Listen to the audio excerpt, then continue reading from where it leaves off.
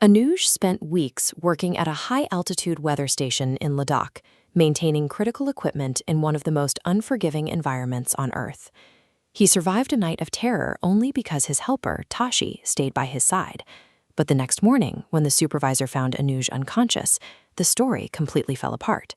Official records confirmed that Tashi had actually taken leave and traveled back to his village 2 full days earlier. If Tashi was miles away down the mountain, Anuj had spent the night locked in a remote cabin with someone or something else entirely. These extreme, high-altitude environments exert psychological pressure that eventually triggers a complete breakdown of objective reality. The Ladakh monitoring station is defined by its total isolation. Surrounded by snow and rock, the facility has zero mobile network coverage and relies entirely on specialized satellite equipment to function in sub-zero temperatures.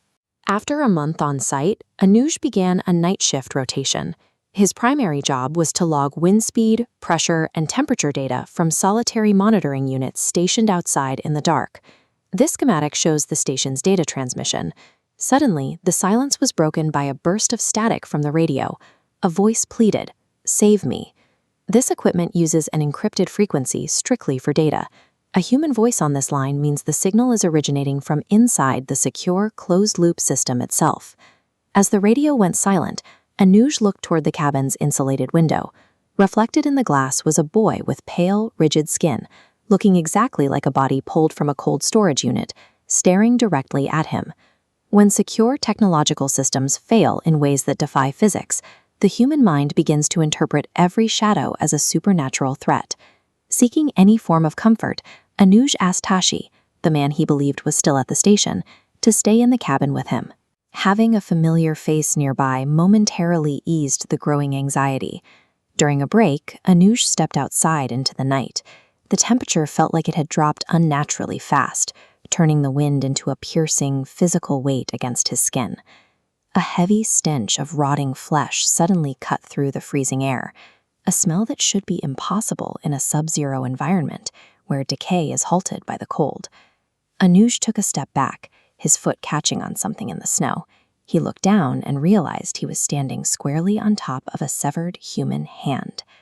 Stepping on human remains makes it impossible to continue dismissing the events as mere tricks of light or sleep deprivation. The danger has become tangible. Tashi rushed out with a flashlight in response to Anuj's screams, but when he scanned the area, the snow was empty. The severed hand had vanished. As Anuj looked at his helper, Tashi's features began to shift. His face turned stark white and rigid, taking on the same corpse-like appearance as the boy from the window reflection. Driven by a desperate survival instinct, Anuj slapped Tashi across the face. The strike seemed to break a trance, and Tashi instantly snapped back to normal, completely unaware of his transformation. This is the psychological devastation of the doppelganger effect. When your only protector mimics your greatest fear, you are left in a state of absolute paranoia. In the early hours of the morning, Tashi stepped back outside to smoke. Anuj watched him through the observation window, unable to look away.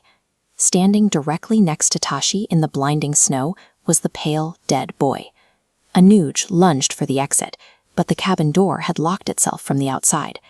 As he pounded on the glass, a disembodied whisper of his own name echoed from inside the empty room.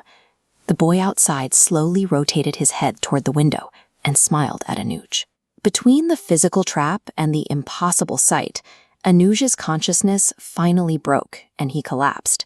This level of total sensory overload triggers a forced psychological shutdown, a final defense mechanism when the mind can no longer process its surroundings. Anuj woke to the supervisor the next morning. His first question was about Tashi, but the answer was the same. Tashi had never been there. The supervisor explained that the station and the surrounding layers of ice function as a massive, unmapped graveyard. Countless people have died in this extreme cold, their bodies buried and preserved beneath the landscape. Anuj eventually transferred to a lower-paying base camp, choosing a smaller salary over the knowledge of what lies beneath the ice at the station. In environments this hostile, humans are merely trespassing in a frozen graveyard. It remains unclear if Anuj suffered a psychological break or a genuine encounter with those the mountain claimed long ago.